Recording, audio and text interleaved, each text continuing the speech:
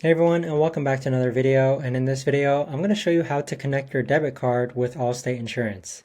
Now this video is going to be particularly useful for individuals. Let's say that you want to start using your debit card to pay for your insurance monthlies. How do you actually go ahead and connect a new debit card with Allstate insurance? Now this video is going to be short, sweet, and simple, guys. There's not going to be a lot of steps involved.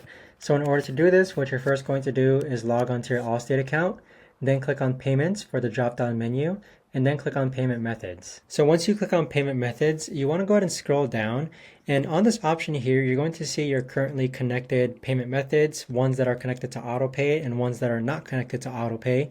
But at the bottom here, you're going to see this button that says Add a Credit or Debit Card, so click on that. And then once you click on that, all you've got to do is add your first name, last name, expiration date, security code, and zip code, and then click on Done. But that right there, guys, is the best and easiest way that I know of to actually go ahead and connect a debit card to Allstate insurance.